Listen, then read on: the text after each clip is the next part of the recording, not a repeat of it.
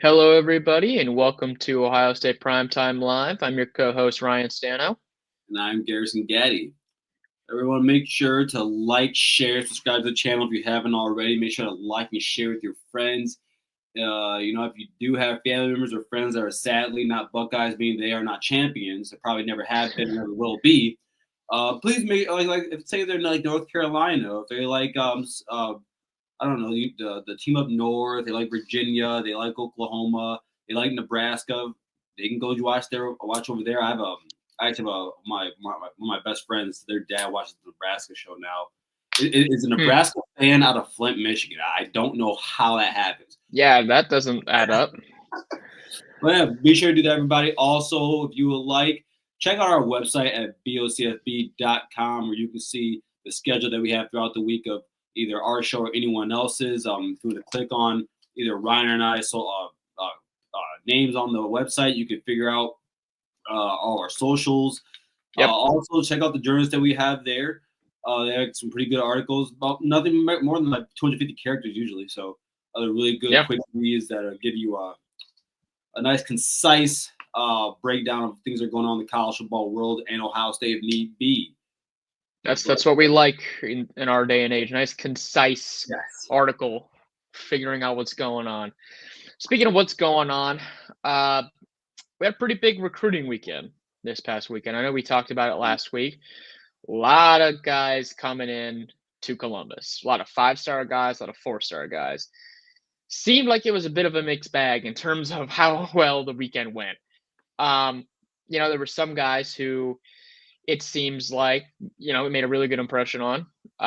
Specifically, five-star tackle Felix Ojo, he made comments saying, Ohio State's definitely up there as far as his top schools. He really likes what Ryan Day and Tyler Bowen would, the plan that they would have for him if he did come to Ohio State. He likes the faith aspect, and they treated his family well. Um, there were some other reports coming out. Some other recruits may have some other schools that they may have higher than Ohio State, like Savion Hyder. He came in as a five. He's the best running back in the country in the 2026 recruiting class. He also visited Columbus, and it still sounds like Tennessee might be the school to beat there. So, bit of a mixed bag. Straight, surprisingly for me, the most surprising thing was Ohio State didn't get any commitments out of that weekend. Like, we're leaving this weekend where they had about a dozen guys visiting Columbus, and there weren't any straight commitments coming out of the class, or just out of the visiting weekend. So, what did you make of the weekend? And what are your thoughts on some of the reports that came out about some of the recruits that were visiting this weekend? So first, on the good side of things, last week when we talked and we previously, you know, uh, I've been up and down about my feelings about Ohio State and Waffle, getting Waffle. And Waffle was then the guy who did that was a positive report. So yes, and you talking off the ledge last week, but after this past week and just seeing some of the things that we reading some things that have read, I'm very confident in that one, and that's something coming out of the week that I'm happy. Like I'm okay with just being fine with that. Like Ojo, I mean, I would love. Thank you, Jim. I was wondering that. I'll watch Mello interview him later. That's actually really awesome. But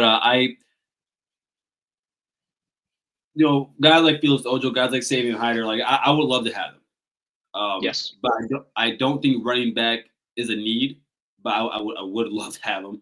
But yeah, I mentioned this on X earlier with someone we were talking about it. When you look at that Ohio State running room, you're talking guys like Bo Jackson, who's a true freshman. Turbo, true freshman. He just got there just recently.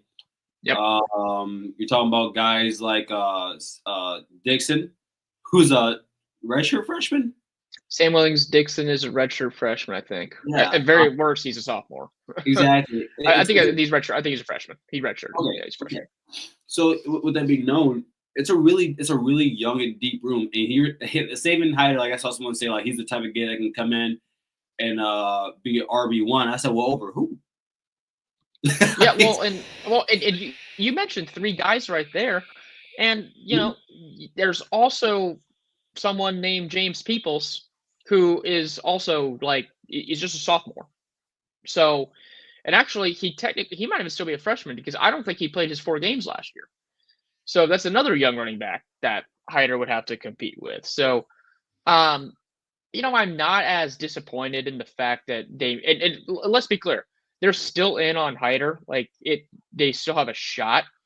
It just seems based off the reports, it doesn't look like they are the favorites, and you know, it kind of looks like Tennessee seems to be the play there for him. It's kind of the same thing we were hearing about Davis Sanders Jr. last year, where Ohio State Yep. was kind of there, and then Tennessee just kind of jumps in and just kind of overtakes it. So that's what it seems to be with Hyder. But I Waffle, getting Luke Waffle would be really nice. He is someone that Ohio State. He's a top 100 guy on the defensive line, so we'd be able to cool it with the Larry Johnson slander for a little bit, if they were able to land him. Yeah. But I can't lie, I am disappointed because I was expecting to get at least one firm commitment out of this weekend. I know the part of the problem is all of these guys, like, they timed these visits, so all of these top guys would be visiting at the same time, but all of these kids have visits planned after this. Like, they're all Ohio State was like the second or third visit for a lot of these kids who had stacked up official visits. So a lot of these guys are still visiting next weekend, the weekend after, like even in the June 20th weekend. It's not usually a sign that a kid's going to sign with you when you are the first or second visit. I'm not saying not always, but it is a lot easier to get those commitments when you're kind of the last visit stacked up. So that was kind of, you know, that's kind of disappointing. So, well, to what you just said, it was disappointing. I did believe that we would at least get one commit out of this weekend. Uh, at the same time, I see that. I'm gonna pull this up here.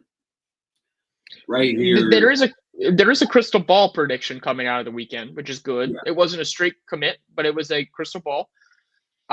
He may not be the best prospects that Ohio State's looking at, and he's, quite frankly, I wish this was Felix Ojo who had this crystal ball prediction, but instead it's a different offensive tackle. 3-star offensive tackle Aaron Thomas was given a crystal ball to Ohio State following this weekend. He is a 3-star kid, so he's not, like I said, the highest rated recruit that they're looking at. He's out of Phoenix, Arizona. He's 6'6", 274 pounds. But he's got all of the big boys after him. Like he's got Texas, Florida State, Texas A&M, and Auburn that are all still on his list. And for him to choose Ohio State, that's good. And if all of those programs think that this kid is good enough to offer scholarship, then Tyler Bowen's got to think he can develop him into a pretty good player. I think Aaron's a late bloomer. You do see this from a lot of kids, like depending on the position. I mean, even if you go back and look at C.J. Stroud's recruitment, he was a late bloomer, didn't pop until really, honestly, the Elite 11. That's what everyone really figured out about what Ryan Day offered. And so I think I'm okay with this. Like, again, I'm happy with Tyler Bowen finding guys that he recognized. He's a really good recruiter. So I have to assume that if he's offering these kids, these young men, and he sees something in them, there's a reason why. He's still, of course, he's still going after the big guys. That's not going to change. Yep. I do want to see offensive. If I at the end of the class, because we have 2 4-star offensive linemen or one. I think we only have one right now. I'll pull it up. But right now we have 3 offensive linemen in that class already. If we come out of this with 2, if we come out of this with 2 4-star and 3 to 4 3-stars, I'm okay with that on the offensive line. I can live with that. Okay. It's more so because it's his first class, his first year at Ohio State. I misspoke. Ohio State has 2 4-star offensive linemen right now and 1 3-star. Okay. But I still believe if we come out of that with 3 more 3-stars, I'm okay with that. I do believe as the years go on at Ohio State, his recruiting will get better there. I think he'll understand the culture of Ohio State more, that he can explain to these players a little bit more. It sounds more concise when he does that.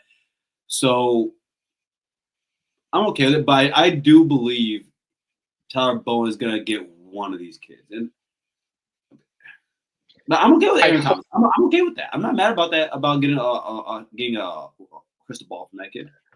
Yeah, I don't mind Thomas. What it does concern me that if they do get Thomas, that tells me they're probably not getting Ojo, because they're both tackles. Then that would, getting Thomas, that would be the fourth offensive lineman for this class already. Yep.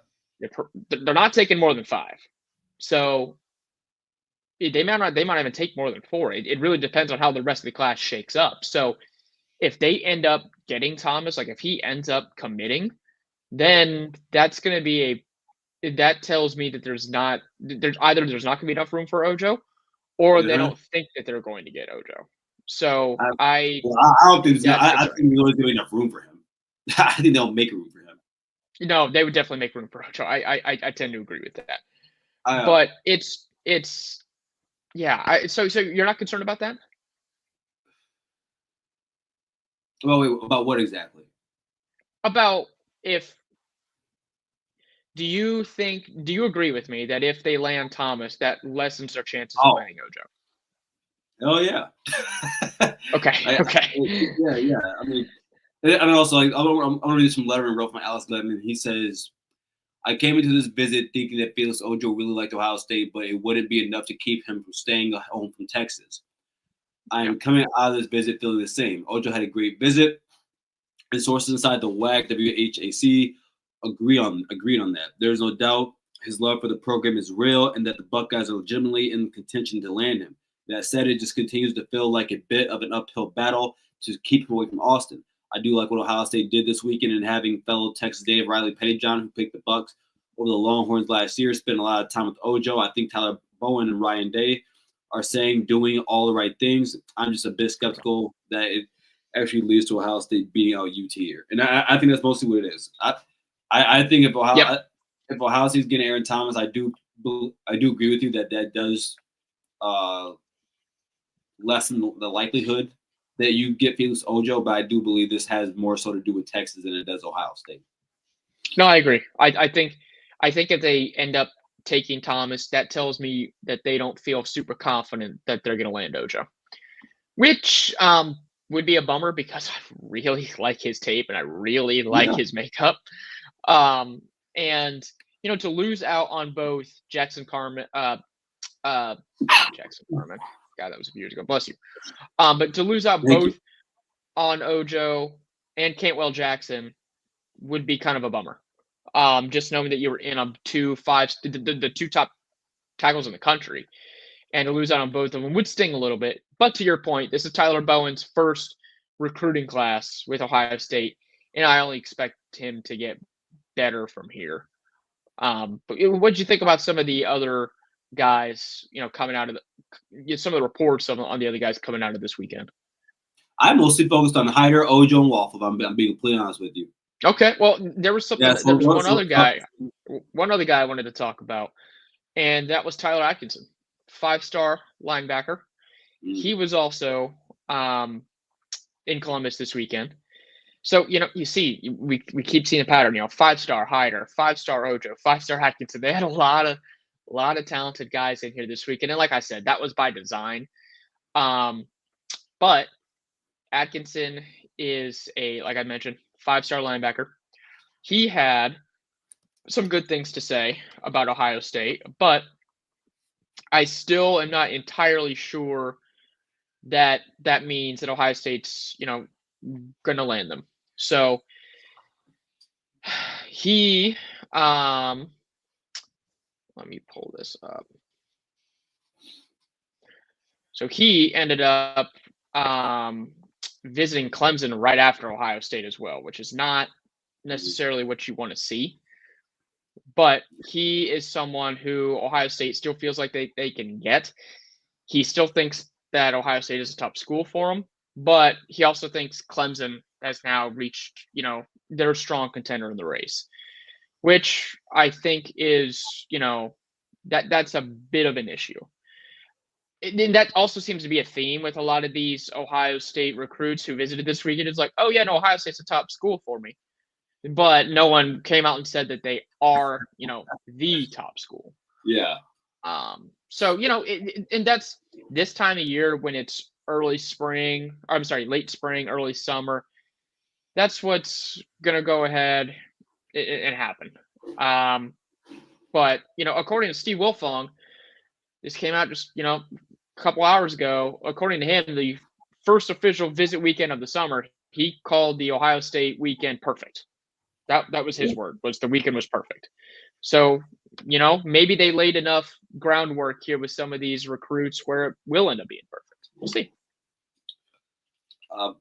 If it was perfect, we would have got somebody out of it. I agree. I agree.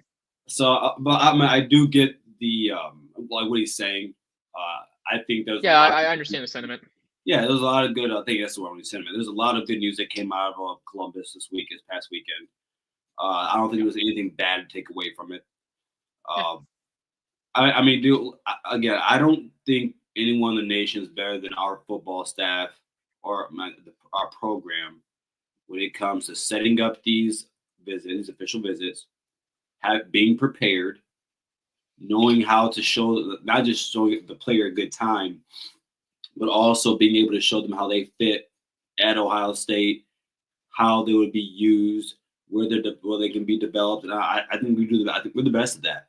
Like you said, when you got, listen, you got schools like Clemson in the mix. It's the same thing LSU would feel with Ohio State in the mix. Yep. When it comes to a lot of these big dogs, man, a lot of us programs are going to the same people. I mean, you look at Clemson. I mean, a lot of them are swimming in the same pool. Exactly. A lot of us are texting the same chick. So, I just hope we're the hottest chick. Yeah. I just hope we're the hottest one. Oh my God. But no, I'm excited to see what comes out of this weekend over the next few months. I think that it's going to pay dividends, especially going into the season. If Ohio State has success early on, let's say against Texas, that's that's a recruit game. That's a recruit game. Yeah, so. For sure. And there are going to be more than a few recruits at that game. And honestly, even though Ohio State only has 13 commits right now, it's still fairly early in the cycle. We could have 4 and be ranked in the 50s. That's right. And I don't know which school could you possibly be referencing with that. We're pissed yellow and blue. Yeah, but I mean, it's not super early in the class. So once camp season starts here, late June, early July, that's when I think a lot of commitments will start to come in. And now that official visits are starting, then I do think that will start the amount of commitments Ohio State will get will start to increase here week after week. So I still expect them to take a fairly large class. So, 25, 26 kids, I could see them taking that many. So out of the guys that visited, if you had to pick one guy that you put your crystal ball on, one player in this this weekend, who would it be? I like the reports coming out from Waffle. Yeah, it seems like it's Ohio State and Georgia for him. And based on what happened this weekend, it seems like Ohio State has the edge right now. Obviously, many things can change, and especially in this day and age of recruiting where NIL seems to inject itself in almost every facet of recruiting. You never know you actually have a recruit until they've gone ahead and signed on signing day. So I wouldn't put my house on it, but I would say Waffle is the guy that I have the most faith out of the guys who visited this weekend. That would go ahead and commit, who I think is actually going to be a pretty good player. I would say that. Now, the guy I want the most, that's a different question. I want Felix Ojo the most. I want him. I want him bad. What about you? I would say Waffle too. And then I'm just going to repeat everything you just said, Ryan. if you ask me who I think who I give my crystal ball to out of this weekend, it's going to be Luke Waffle. Yeah. Which I'm mostly happy about more than anything else in their position. But getting Felix Ojo, I mean, again, those are that's a class mark. Like that's a guy you look at your class and you say you build on top of that, and that's on top of what you already have in this class, right? Yep. So yeah, same sentiment. Before we move on here, because our guy Jam, he brought something that I really want to talk about. And for some odd reason, we didn't even bring this up before we started the show. But everybody, get your business, product, service, or personal brand to the next level by partnering with the Voice of College Football. Let's discuss how you also can reach your target market. Check out our experience of one of our current partners, that being Win Agency, posted on the screen. And we are here to deliver for you. Contact us at sponsorships@vocfb.com. Again, that is sponsorships@vocfb.com today. You can make a difference here at the Voice of College Football. Use the Amazon link. Financially contribute to the Voice of College Football without spending a penny. Same shopping experience. It's easy. Go to any video on any channel. Go to the description section and grab the link right next to the capital letters that say Amazon. Use that link and Amazon will instantaneously convert to your account, settings, history, everything intact, just like whatever link you use right now. No difference.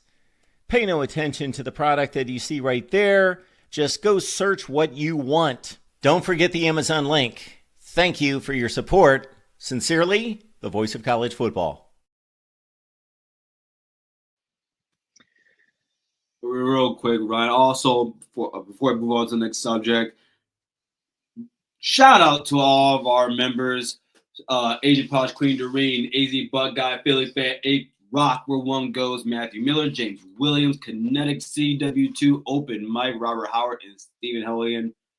Thank you, everyone, for being part of this network. If you would like to join, everyone, just click the join button on the video as you see right here. You'll see the Blocko Club, and then next tier is JT with a short, up to We Don't Give a Damn, and you know the rest. So if you'd like to see some of the content that will be coming up here soon and shortly, especially during the in the season, go ahead and do that. You don't have to do that.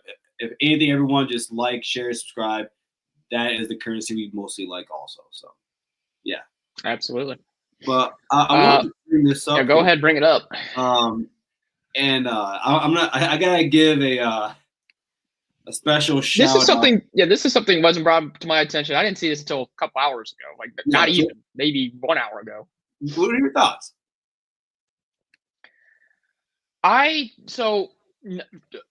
Nothing's been confirmed yet. I'll say that. I know people who have worked directly with him, and some people have good things to say. Some people have bad things to say. So I think it's not going to affect the Ohio State football program, I think, directly in any sort of way. I do think that this might help get out certain messaging a little bit better. I don't think that this is in any way connected to what happened with the game time issues. I don't think this was Jerry Emick's fault. But, and by the way, for those that don't know, we are talking about the possibility that Jerry Emick might be leaving Ohio State. We don't know. Again, nothing has been confirmed. We don't know if he is leaving. We don't know if it's him leaving on his own volition, whether retirement or another job, or if he got a pink slip. We don't know. But I don't think it's in response to not being able to get the Texas game into prime time. That was not his call. That's more of a network issue. I know that's what some Ohio State fans were inferring, but I don't really know. It was just kind of a piece of news that caught me off guard. I want to hear your opinion. So I did it earlier, but I want to give a public apology. Did you saw the video on Minnesota Sports? Did you see it on there? I did not actually. So, no, I saw there's someone in our group chat put the tweet in there that he was possibly leaving. So that's how I saw it. So The guy that broke it is a guy on X, his official Ohio State DG, Dylan every day on X, everybody. Dylan and I, we interact with each other a lot on X, have for a while now. But there was a time where there was like a daily war of me just attempting to shit on his daily Jerry Emig tweets about and just him hating him. And I'm here, and over the as the season went on, I'm like, damn, dude, like DG was right, Dylan was right.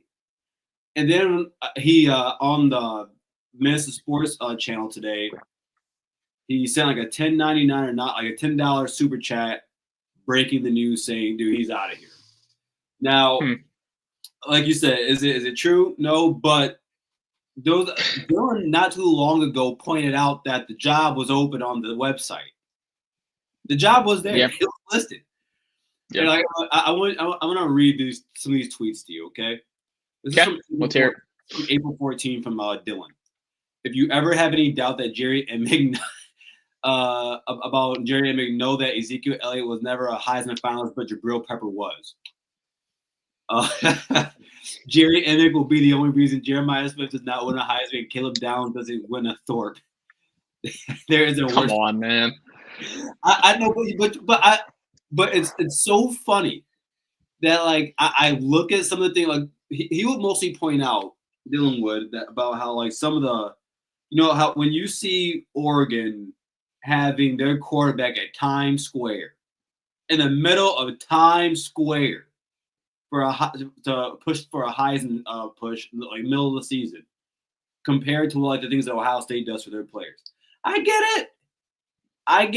Like the media, like as much popularity as a guy like Jeremiah Smith gets, it was almost like in the beginning, like for a while, at like half the season almost, Ryan Williams was getting more publicity than Jeremiah was. Now, where his plays a little bit like that play against Georgia was insane. He was ever insane. But I understand it. Like when you put in the fact that Jabril Peppers made to the Heisman ceremony, he had no business of ever being there, but Ezekiel Elliott never did. Look, I get why we shouldn't blame Jerry, but I mean, yeah, he's been hate watching for some time, and it looks like it's happening. I can't blame Jerry for that because it's not like they never Chase Young was a Heisman finalist as a defensive end. And Justin. Him and CJ were finalists. Justin Fields was a finalist. They had once Kyle McCord came in, he was the only quarterback that Ryan Day had that really wasn't putting up Heisman numbers. So I think Ohio State has taken the approach that if you're good enough to get there with just your numbers and on your own merit, that's what we're going to focus on. And I think a lot of the players have taken that to heart as well. I'm not necessarily going to blame Jerry for that.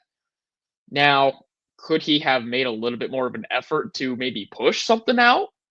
Maybe. That is where I see a lot of Ohio State fans seem to have issues with him, is that he didn't go out and actively promote some of the good things that were happening. And I don't know if that's more of his job or if that's more of the marketing department. Either way, it's going to be interesting to see how to market Ohio State. That's his job, to market the Ohio State players. Well, no, he's a communications guy, which, in a way, part of that should be that, sure, but we'll see how or if things change if he ends up retiring, as people seem to think that he is. That will be interesting. I want to see if there is all of a sudden this shift in the narrative of Ohio State promoting players, or even just promoting the team in general. So we'll see. I like I said, I know. Rod jamming Dorito Kevin Adams. I know. The chat wants him gone. It's about wanting. I know some people personally that dealt with him, and some people liked him when they were, giving out credentials. Some people didn't. He was, and maybe that's part of the problem, if you're a communications person, your job is to get people to like you. And if it's a mixed bag, maybe that's the problem. Mm, maybe that's why it was time for him. If he does retire, maybe it was his time. Yeah, I don't know. and you know what? Like I always feel like when people get communications degrees, I always feel like the one part you can't learn in college is how to be likable. Yeah. And like my dad, he has a major in communications. He's actually never used it, Yeah. but he's always been in sales and business. But my dad's a likable guy, you know. And so, I'm like if you're not likable and you're doing communications, Quite frankly, that's every job. no, it is Most You're right. jobs. You're right. If you're not likable, then there's going to be problems, whether it's you on the customer end or you with whoever you're working with. No, So likability is definitely a skill. As a longtime HR professional, I can sit here and tell you, being liked is half the job. I mean half of getting hired. It's being likable. I remember one time I got an accounting job position. Didn't know a lick, but damn, I did great in that interview. Got to kill the interview. That's part of it. Oh, yeah. So I if he does retire, I'll be interested to see how the communication is shifted regarding the players and the team in general. I think the team did a pretty good job of promoting itself and promoting certain initiatives, but to your point and to other people in the chat's point, the player specific promotion that maybe could have been better.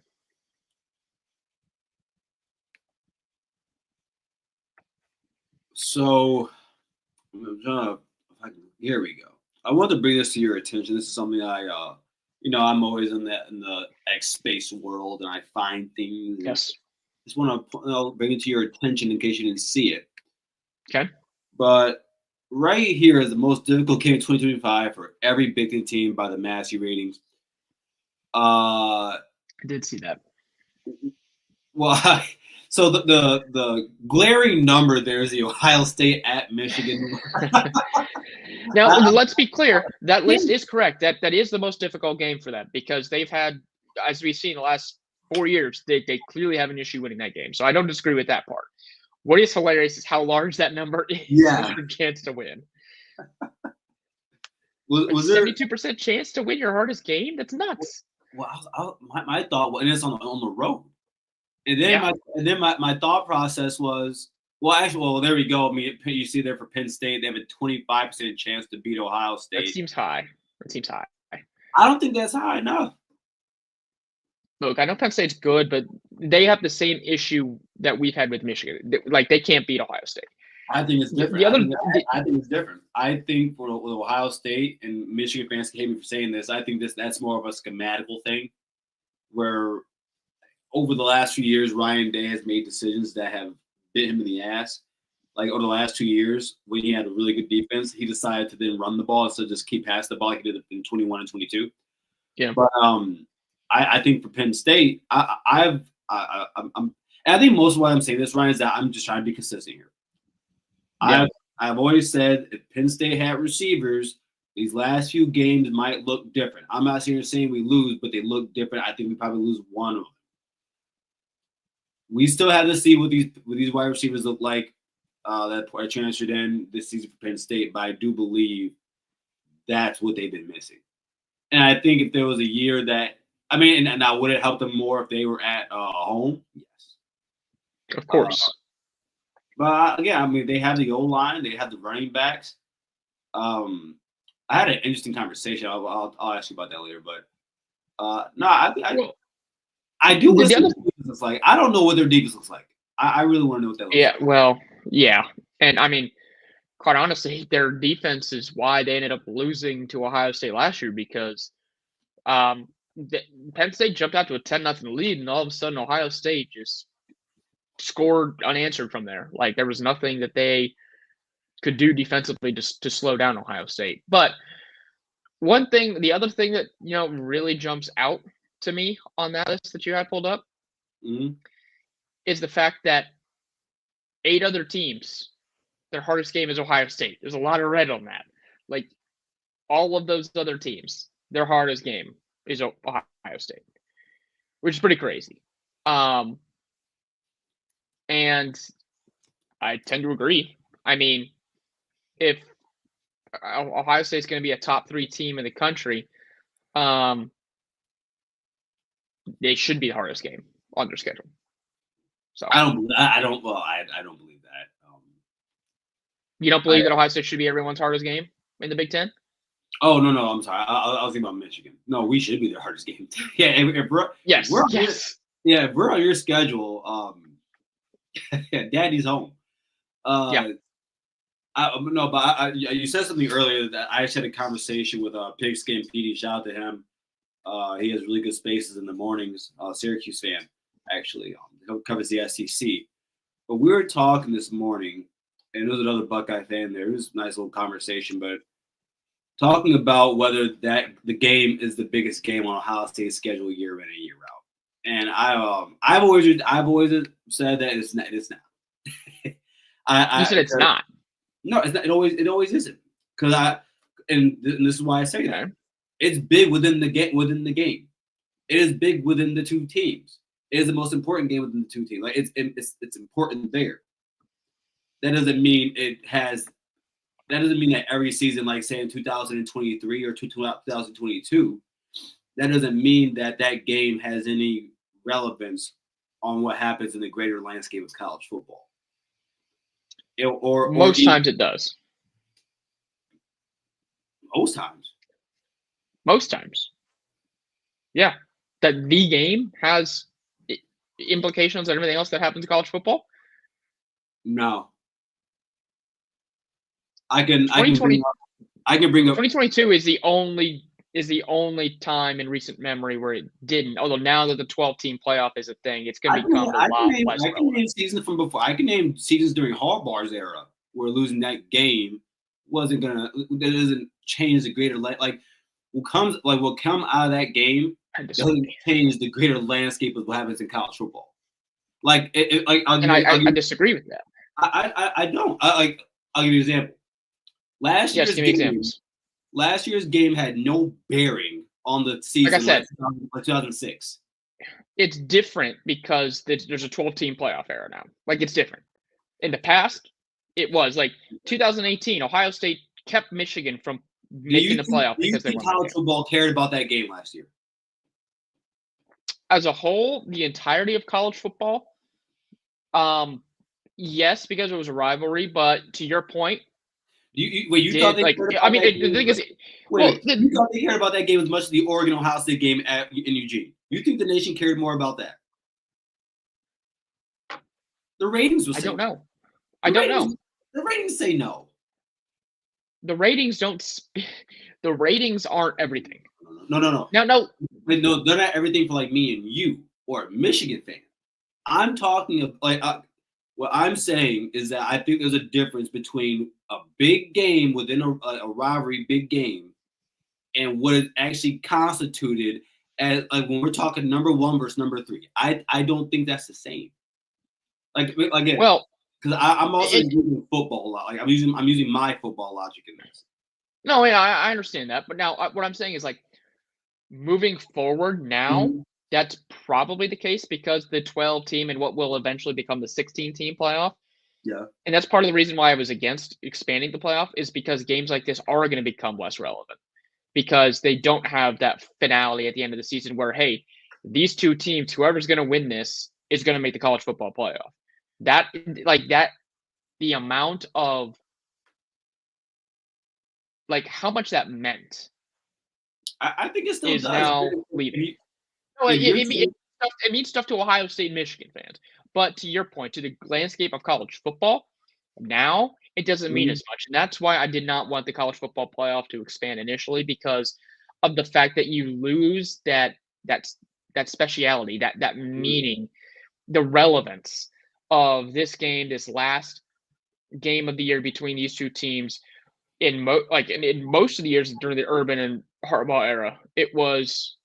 I wouldn't say most, about half of those years, whoever was going to win that game was going to go to the college football playoff, and the loser was staying home, and they're playing in some meaningless piece of shit bowl game. So, all right, Rod, I'll get it. What we're talking about is just like we're going based off like talking about we're bringing the conversation from that graphic we just showed. But we're talking about like Ryan said that it was the biggest game on the schedule, and I'm simply saying I disagree. That every year it is not like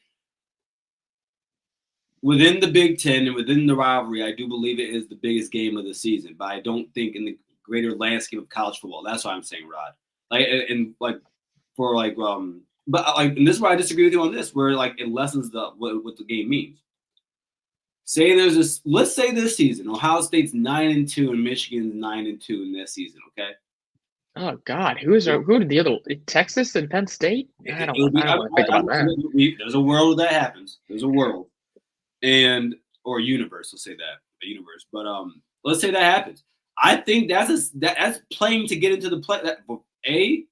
Yes, that's probably playing to get into the Big Ten championship and playing to get into the CFP. So I do think there's situations where like it does have effect in the greater landscape of college football. I think that's one of those situations. I just think when you have like dude, when Ohio State was 6-6 coming to that, or 6-5 coming into the game, I didn't think that was a big game. When Michigan came in with that record. No. I mean, in 2011 when we came in that game 6-5. Oh, the fickle year. Okay. Yeah. I want to win the game. Do not get me wrong. I don't think any game involving a 5-loss team is a big game. I think it's a rivalry game. I don't think it's a big game. I think that I thought that was a big game, and that was because of the rivalry. Like, and I wanted to beat them. But to your point, it didn't necessarily have the. I mean, it could have the national relevance if Michigan had one less loss. Like, they could have had a possible national title chance if Ohio State didn't win. If they would have beaten Ohio State, which obviously they ended up doing that. But like, my point is, with the way that the college football playoff is now set up, with a 12-team bracket, all of the games in the regular season now have been devalued. Because now you can lose some of these quote unquote bigger games. Yeah. Ohio State can afford to lose to Texas to start off the season and lose to Penn State in the middle of the season and still make the college football playoff and still win a national championship.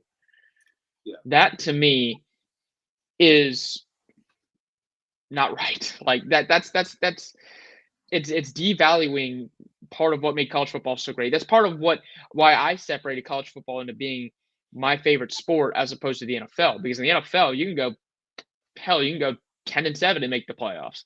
You can lose almost 50% of your games and make the damn playoffs and still have a chance to win a Super Bowl. College football, no, you got to be on your shit from day one. Yeah. And if you're not, you're knocked out. That's what I love so much about the sport. It was the cutthroat nature of it. And now with the expansion of the playoffs driven by money, that cutthroatness is now it's just not there. I'll point this out, and I really just realized this while we were talking. And part of this honestly has to do with the era that I lived in for Ohio State football. Because I do think for a long time. I mean, if you want me to be honest here, I mean, if you're a Wolverine fan and you see this, a lot of this has to do with you guys being piss poor. I wouldn't feel this way if, again, when you just throw it out there and say it out loud. When I say it out loud to myself, I've been watching football since 2000. I was the second. So if you're saying if they wouldn't have had a Brady Hoke era, maybe there would have been a different discussion for you. Rich Rod. I mean, it's not even that. I mean, what? Lloyd Carr. I mean, I think Lloyd Carr is the greatest Michigan coach of all time. He fell off against. Whoa. Yeah, I do. Whoa. Better. Okay, hold on. Better than Bo Schembechler? Like the guy who. Like, how many national championships does Bo have? Let me pull some things up here. Because now. I know. God, I don't. You know what? He did not win a national championship. Let's split a national championship. No.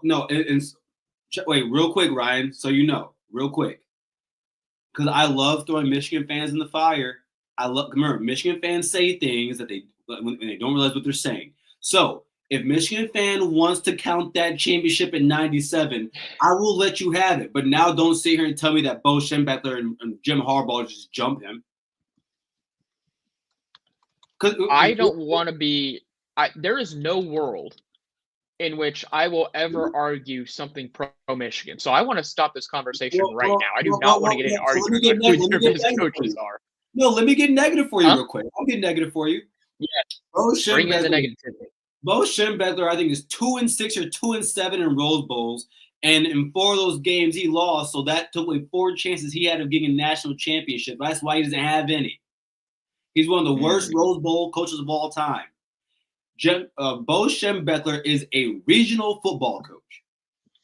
He is a regional football coach, like the University of Michigan is a regional program for most of their lifetime, and that's how I feel. So we can talk about this. You might be right. We don't got to talk about you might be right, but I don't want to talk about them anymore. Could you imagine if being a Big Ten coach with a 2-6 Rose Bowl record is bad? It's bad. It's not good. It's not good, especially in that era. That was the only game that mattered outside of Ohio State.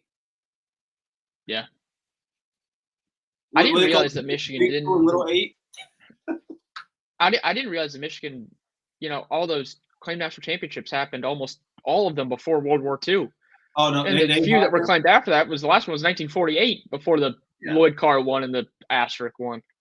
The Michigan football program is mostly comprised of things that happened when women couldn't vote, when me and Ryan couldn't use the same bathrooms, when like I said, when Jim Crow laws were in effect. Like, good God. I think the Treaty of Versailles was still in effect. The Panama Canal hadn't been built or finished yet. Like, good God. Like the Cold War didn't start. Jesus. Again, people don't even know what the Cold War was. Oh God. Still when they were claiming national championships. Yeah. All right. So I want to talk about, one last thing here before we jump off. Yeah. I want to talk about who you think the dark horse college football playoff participant from the Big Ten could be. Because last year, obviously, it was Indiana. No one expected them to do it. Ohio State ended up getting 4 teams in a playoff. Obviously, we think that there are, there's 2 really solid contenders in Ohio State and Penn State. Oregon's probably going to have a shot there as well. But who's a dark horse that you think could make a run? So let me see if I can find this. I posted about this recently. Okay. I don't know if I saw that. No, let me see if I can find this. What do I got to type in? Big Ten. What did I say? We got a couple people chiming in here. Yeah. Charles thinks UCLA. Jam says Illinois. Which Illinois is a popular pick. Oh yeah. I found it. Okay. Here, I'll bring it up here. And this is actually what I have around actually all of college football. Okay. So when just a brief understanding of this real quick. I didn't have Illinois on here because I believe Illinois is going to make the playoff. I've been saying it for some time now. I think their schedule calls for it. I think they're that good. I think they have I think they have a good quarterback, a really good coach, good defense. They bring back a lot of the production from last season. I think the most in college football. So I'm very confident that for the Big Ten, my sleepers are the team up north, USC in Nebraska. The reason I have those teams, and this is how I base this, Ryan. If I can tell you, I know why you have Michigan on there. It's because their schedule is softer than baby shit. Yes. That's why. And I believe if you are every single team on here, I believe can be between 7 and 10 wins. Okay. So I had Michigan at 8-4, 9-3 range, but I got into a. What's your case for USC? I want to hear your case for USC. They got the talent. It's that simple for me. They got the talent. I think they have one of the best DCs in college football. I think that they have improved themselves on the defensive line. I think even guys like I used to mock 3 years ago, Gentry, the linebacker for them. He's big now. He's and I think last year, and listen, I rag on Lincoln Riley, and I get how easy and fun it is. It's a lot of fun. It is a lot of fun, but I do believe that if I'm being quite honest here, from top to bottom, talent wise, I think he has the third or fourth best team in the Big Ten. So I think after a year of being in the Big Ten, I think they are going to take a little learning period. I think they can get the 10 wins this season. What do you think? 10 wins might be a little much. Yeah, their schedule. So I have their schedule in front of me, and it's not just the Big Ten schedule that is concerning for me in terms of their ability to make the playoff. Like, they still got to play Notre Dame. This might be the last time they play Notre Dame because it seems like they're afraid to keep playing them for whatever reason. Yeah. But they play at Illinois. They have home to Michigan, at Notre Dame, and they play at Oregon. Those are 4 games that I could see them losing. The rest of their schedule sets up pretty nicely. I do actually think that UCLA game, that final game of the year, will end up being a little bit tougher than some people think. I think by that time, Nico will have settled in. And, you know, I think they're going to be a better team this year than what they were last year. It's kind of hard not to be a little bit better than how bad UCLA was last year. Yeah. And if you think Nebraska is going to be good, they play at Nebraska. I know it's right off the bye week, but they're in Lincoln. And I'm very curious to hear your case on Nebraska here in a second. But, you know, I think 10 wins is a little bit too ambitious. I think they lose. Honestly, I could see them losing at Illinois, at Notre Dame, and at Oregon. I could see them losing all 3 of those games. I think they're going to be improved from last year. I don't think they're quite ready to make the playoff. But what's your case for Nebraska? I think they have talent. I think they're going to be good on defense this season. I do think that Matt Rule is still one of the better coaches in college football. I think that gets overlooked. And also, this is me banking on Dylan Raiola. Oh man, I don't know how much time you have, but I also gave like my top 10 players in the Big Ten that I think will make the jump this season. Okay. Dylan Raiola was in my top 10 list. I forgot where he fell. You know, we can save that for Thursday before we get some callers. That can be how we open up the show, unless something else happens. Yeah. No. Yeah, no. I would love to do that. Actually, see what everyone thinks about that. See what you think about it. Yeah. I just think Dylan Raiola is that damn good. Okay. I think there's a chance that. Do you want to hear some stats from Dylan Raiola from last year? I know he's a true freshman. They're not he's good. A true freshman. They're not good. And 13 touchdowns, 11 interceptions, 2,800 passing yards. How many fumbles? Quite a lot. Let me get that exact number. And Charles, I do want to answer your question here in a little bit. I saw that. All right, so this is Dylan Raiola's all of his stats. So, like I said, 13 touchdowns, 11 interceptions, 2,819 passing yards. Now, again, he's a true freshman, so he should only get better. Like, I do expect him to be better this year. However, he had his rushing, like he doesn't really move. He had 50 attempts for negative 65 yards. You know, all of those are mostly sacks, obviously. And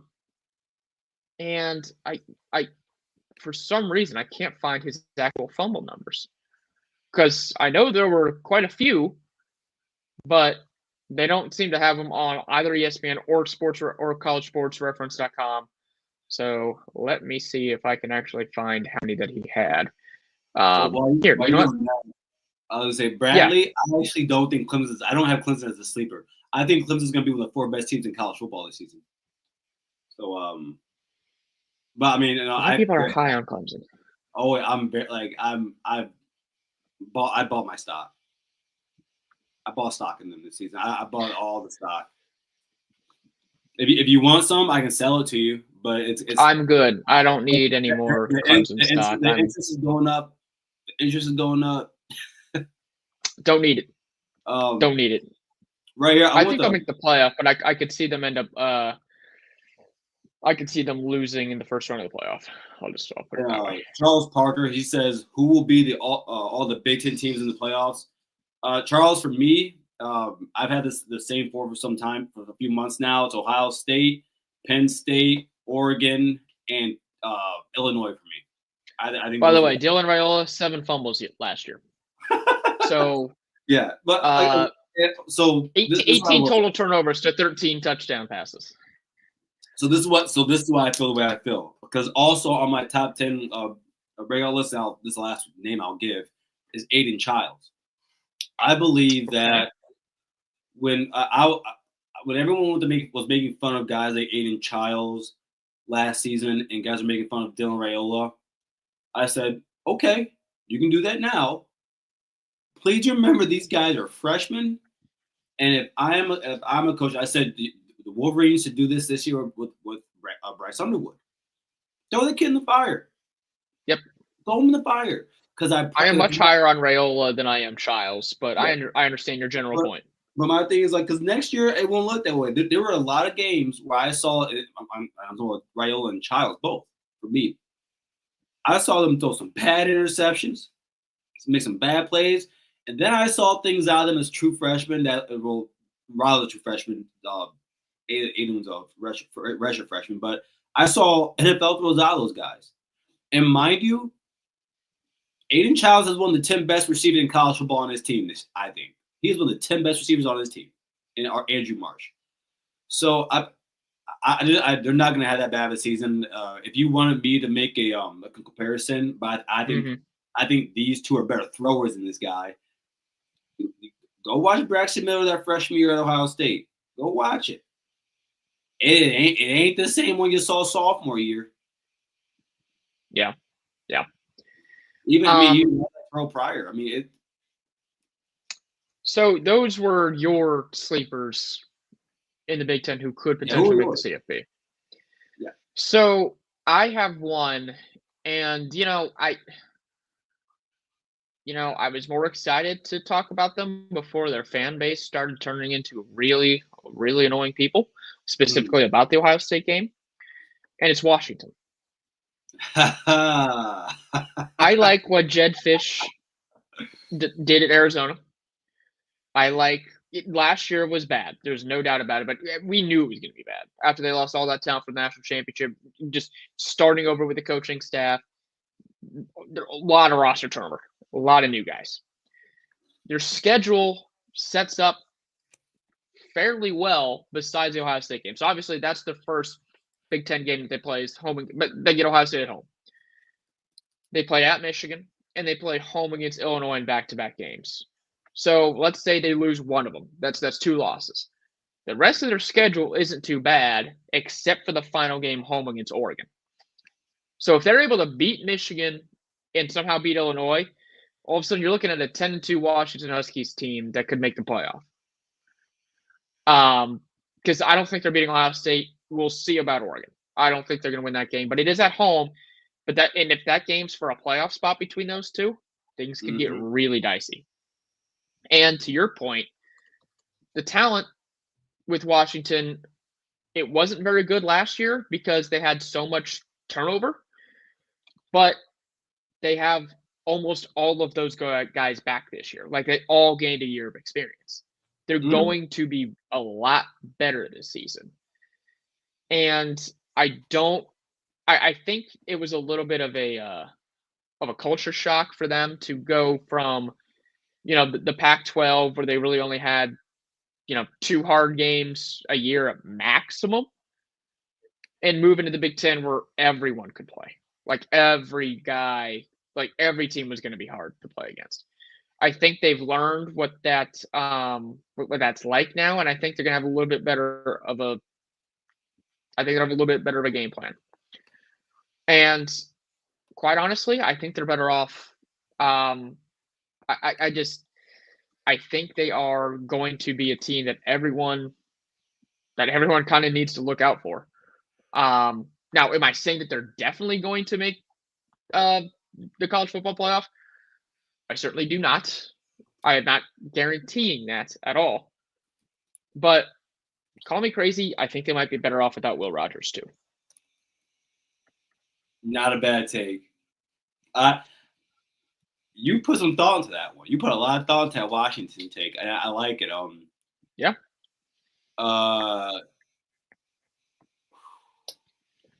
Man. Well, okay. So sorry, I had something popped in my head, but Jed Fish, really good coach. Yes. I think he's a damn good coach. Yes. I think that he's bigger than Washington, but well, he might be if he turns this thing around. You're right, might be. That is a better way to say it. But I'm not upset with that take because I do think Washington has talent. They if you have talent, I'm very simplistic. It's a Jimmy and Joe sport to me. If you have the Jimmys and Joes, I think, especially at the quarterback position, and I think in a situation when you, whereas you may not be a better team than say at Iowa, it helps that you have your most dynamic players on at your quarterback position. And I think they have Washington has more dynamic players on their roster than say even a Michigan. So yes, I agree with that, and the fact that all of those guys, like I said, they made a lot of their mistakes last year. Like those guys were a lot of the guys that they were forced to play were too young to quite honestly play their first season in the Big Ten. They weren't ready for it, but now they've got a taste of it. Now I think they might be ready. Do you was that your only team? That's my only team. Again, like you, I don't really count Illinois as a sleeper. I think they're pretty darn good, and their schedule is okay. It's not great, but they're my biggest team that I've got as far as the CFP contender. I like you. I know you got Michigan up there. The only reason why they should even be up there is because of how bad their schedule is. Like I don't think they're actually that talented. I think their schedule's just that bad. Who? Michigan. Illinois? Oh, Michigan. Okay. The only other team that you didn't mention that I think has a shot that Ian Ramos hasn't mentioned that has a prayer of making the CFP. Don't say who. Who do you think I'm going to say? UCLA. No, that's not who I'm going to say. I don't believe in UCLA right now. Let me hear it. I actually think it's Iowa. Their offense, now that they finally fired Brian Ferentz, like now that they actually have a real offensive coordinator, I think they might actually be able to do something. The problem is their schedule is pretty brutal. So I don't think they're actually going to make it. I mean, they got at Iowa State, home. They played Penn State and Oregon and IU, but all three of those games are at home. But the road games, you got at Wisconsin and Camp Randall, that's a rivalry game. At USC, at Nebraska, rivalry game. So again, their schedule isn't very favorable. That's the one issue, and I guess not the one issue, but that's the biggest issue that I have for Iowa making it. That's funny, Rod. See you, Rod. That's a good. You ever watch Kill Tony? No, I don't even know what that is. Oh, it's hilarious. You look up Kill Tony and look up when I can't remember the other comedian, but like Shane Gillis, he portrays Donald Trump, and it's hilarious. Oh, okay. It's a comedy show. Joe Rogan goes on there sometimes, and other people do. Yeah. So I know there were some questions that some people in the chat here had brought up that you wanted to answer before we go. And a lot of them from Charles. So thanks, Charles Parker, for coming in, man. Yep. Bring some. Hey, Charles, come on Thursday at our call-in show. Bring some of these questions. Call them if you like. We'd love to hear from you. I didn't like. He had this up earlier. I gave my 4 teams. Who are the 4 teams you have? If 4 teams are going to make it, I have Ohio State, Penn State, Oregon, and probably Illinois. Yeah, same 4. All right. Yeah. I didn't write it like I saw right here because he said, "Mark my words, you say it'll be the shock of the year." Would I be okay? No, I would be surprised. You know what? I probably could have put in Nico in my top 10 players to like make the jump this season, because there is a chance he does it. I'm not gonna like. Well, he's a sophomore last season. He was a freshman last year. Freshman last year. Yeah. So he's the issue is the talent. The overall talent at UCLA is far less than what it was at Tennessee last year. And his coach. Yeah. He's in a predicament. I'll give it. He's in a predicament like DJ Lagway. I think you are a super talented kid with coach doesn't belong there. Well, Billy might, maybe, but and the talent around you. I mean, because let's be honest here, Nico didn't transfer to a more talented or an as talented team. No, he did not. So that's one thing. Yeah. Charles also says, will Julian Sand have the same freshman results as Childs Arayola? No, I don't think so. No. You've already talked about you've already talked about how you think he's thrown for 40 touchdowns. 40 times. 40 times. He's got way more talent around him than either one of those guys. Childs and Rayola did not have the wide receiver weapons Ohio State has. I don't know who he was a fan of, but I had somebody on X, and I just had to mute the guy and then press leave the conversation because I was just like, dude, you're something else. And because he said that he doesn't even think Julian will play as good or play the same as Cal McCord did. Oh, come on. I said, wait, you don't think Julian can throw 25 touchdowns? That's a joke. Or, and again, I think when people say these things about Kyle, they leave out context. The running game wasn't good. The O-line was average.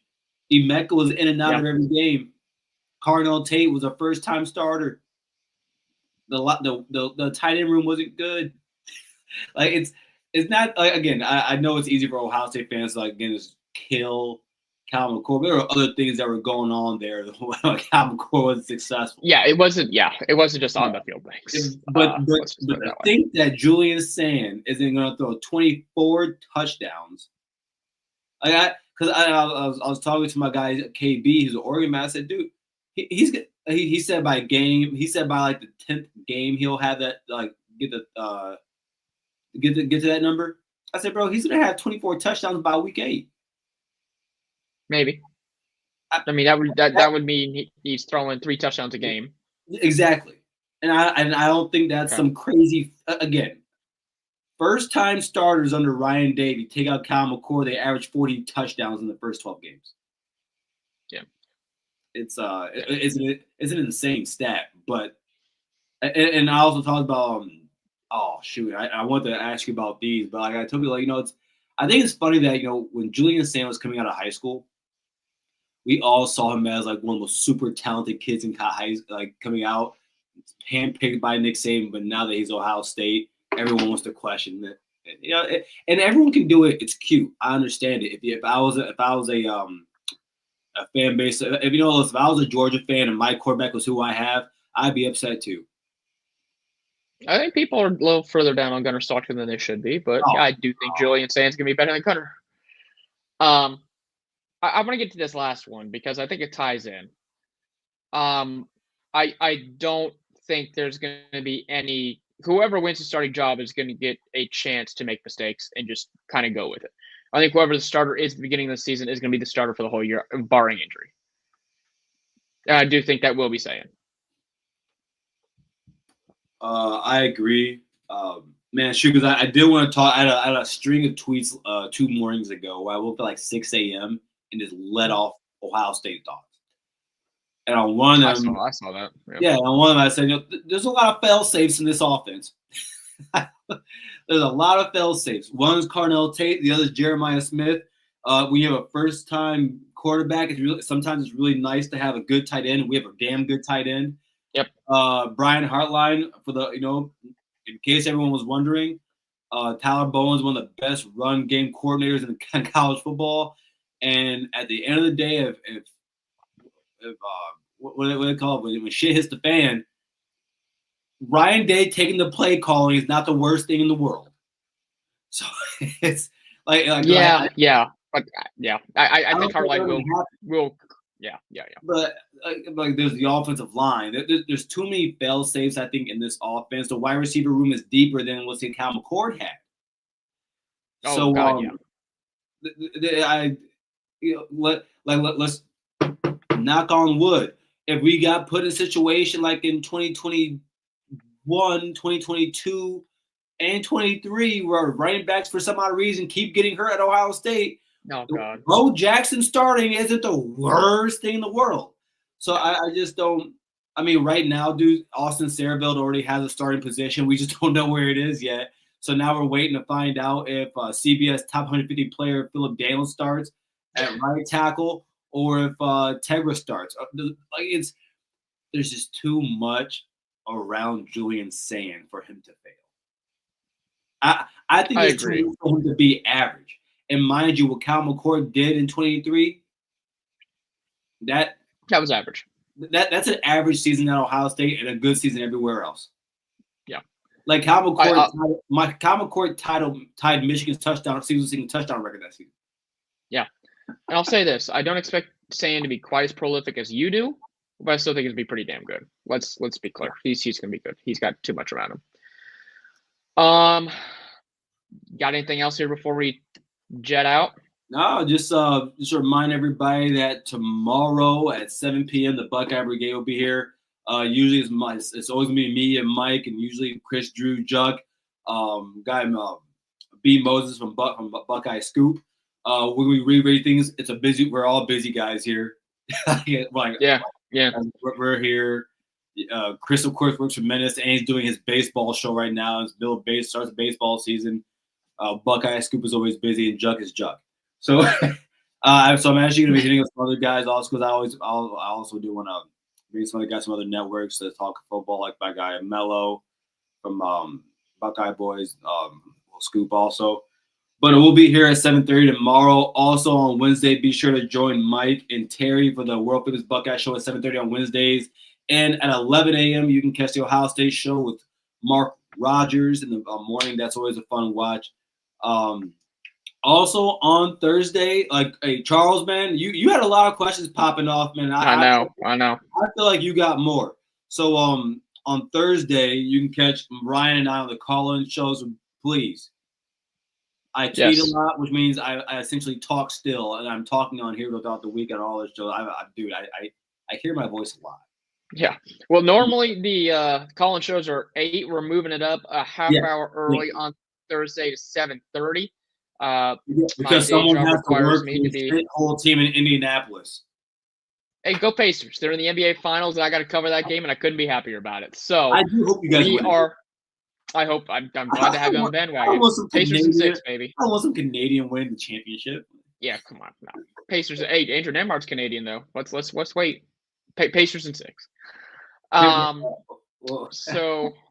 So we'll be there 7:30 to take your questions, take your comments, all that stuff. Yeah, Charles, bring your questions. Everyone, bring whatever you want to talk about. We'll be here. We'd love to talk with you guys. So we will see you guys Thursday at 7:30. OH. IO.